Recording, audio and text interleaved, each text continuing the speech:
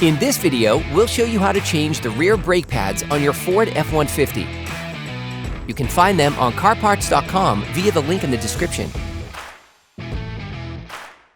For safety reasons, we strongly suggest watching our video on how to jack your Ford F-150 safely.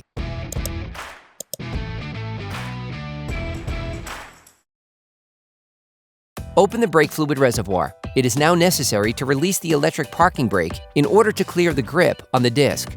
There is a manufacturer procedure for this vehicle. Turn the ignition on.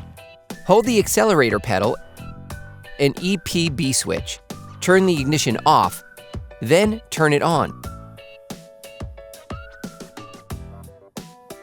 Turn the ignition off and release the EPB switch.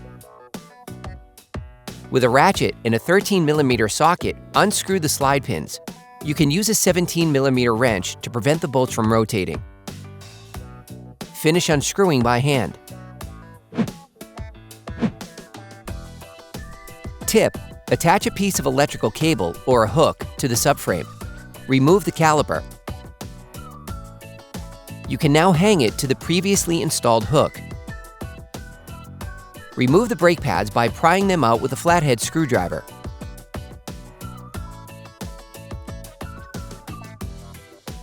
For great content, our best price, and fast shipping, download the CarParts.com app now.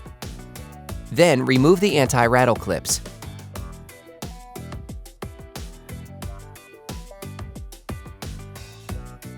Using a wire brush, clean the caliper mount to remove any excess rust that could prevent the pads from sliding.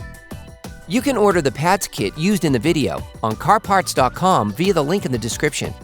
Get hold of the anti-rattle clips supplied in the kit. Place the new anti-rattle clips on the caliper mount. Grab the new pads and lightly coat the ends with copper grease to help them slide more easily.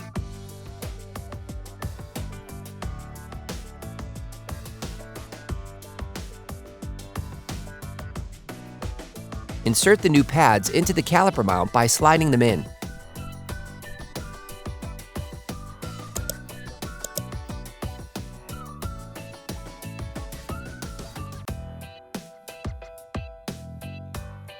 Press the piston into the brake caliper.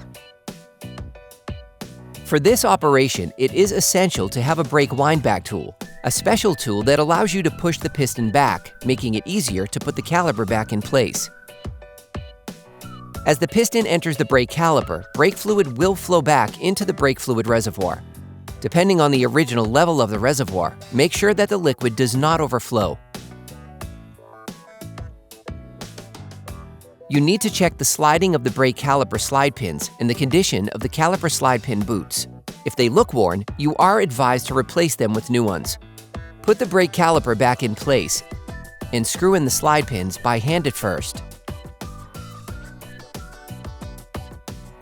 Block the rotation of the guide pins with a 17mm wrench and screw the slide pins back in using a ratchet and a 13mm socket. Finish tightening using a torque wrench.